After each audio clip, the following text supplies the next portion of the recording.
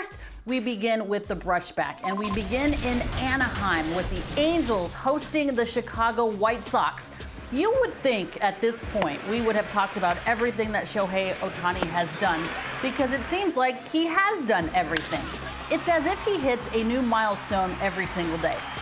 But once again, the unicorn for the Angels has proven that we are not worthy. Last night, Shohei Ohtani delivered again, and he might be having one of the best months ever by any major leaguer. He continued his hot June. Ohtani struck out 10 over 6 1/3 innings, and he also went 3 for 3 with 2 home runs. It was the first time Ohtani has homered twice in a game in which he's pitched.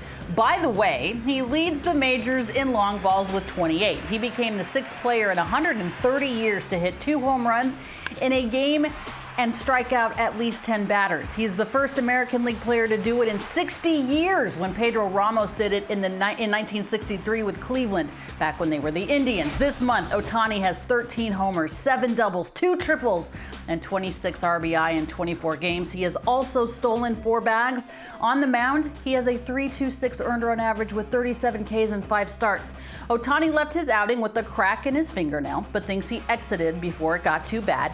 He exited while being serenaded with MVP chants from the Angels faithful.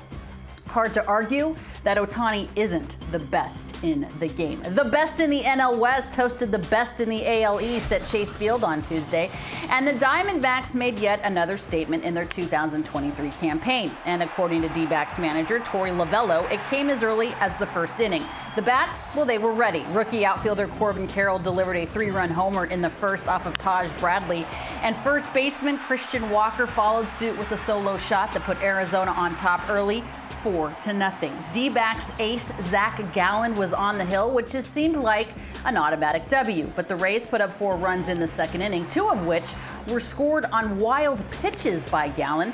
Jose Siri also hit a home run, bringing the Rays within 1 at 5-4, but Gallen settled down after that second frame, and he didn't allow another run. Gallen improved to 10-2 on the year.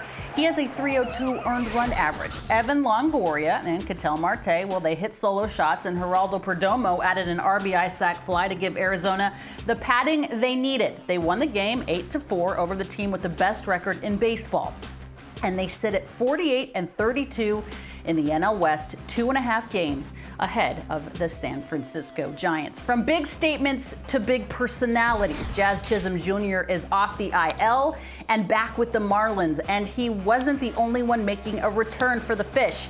Jean Segura was also activated off the IL, and it appeared Sandy Alcantara made a return. The vintage reigning Cy Young Award winner Alcantara, that is. Jazz Chisholm Jr., who was sidelined with turf toe since May 14th, went 3 for 4 with 3 stakes. Chisholm Jr. missed 39 games with the toe injury, but despite the absence, he didn't seem to have any rust. Jean Segura homered in his return after a hamstring issue sidelined him for over a month. But perhaps the biggest blessing for the Marlins, you just saw it, the apparent return of dominant Sandy Alcantara. He threw 7 innings, giving up 6 hits and 1 earned run, 2 walks and 5 Ks. The Marlins matched a season high with 19 hits. They're now 12 games over 500 for the first time since 2009. It was also Miami's first win over the Red Sox since 2009. And yet I haven't even mentioned Luis Arraez, who is chasing history.